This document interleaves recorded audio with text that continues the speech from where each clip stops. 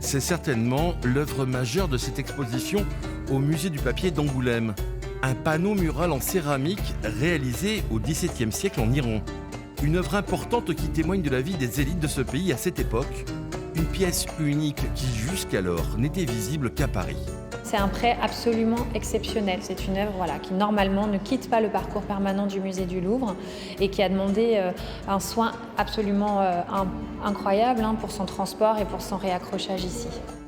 Parmi les trésors du Louvre, cette verseuse indienne du XVIe siècle ou ce tableau contemporain, la bataille de Karbala, ou encore ce petit flacon façonné dans du cristal de roche en l'an 1000. Les œuvres à chaque fois sont des chefs-d'œuvre du Louvre, du Musée national, du département des arts de l'islam et les trésors qui sont conservés dans la région d'accueil.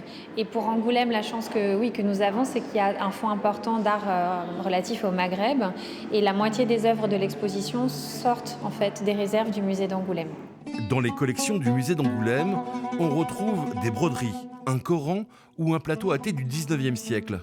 Pour les trésors régionaux, il y a ce poignard d'apparat offert à Pierre Loti conservé à Rochefort.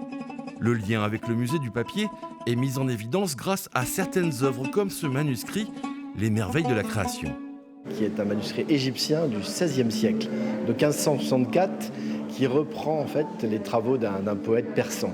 Donc c'est une œuvre magnifique, magnifiquement illustrée. Pour son premier jour d'ouverture, l'exposition a déjà attiré un large public. C'est quand même effectivement une chance qu'Angoulême ait été choisie. Parmi les 18 villes, effectivement, ce sont de très beaux objets. Et celle-là, je l'avais déjà vue au Louvre.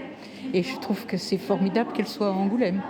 Ils ne cherchent vraiment à montrer des objets concrets et de belles pièces qui méritent d'être vues et connues. Les arts de l'islam intègrent aussi l'œuvre d'un artiste contemporain. À Angoulême, c'est une auteure libanaise, Lena Merej, qui a prêté 10 planches originales de sa dernière bande dessinée.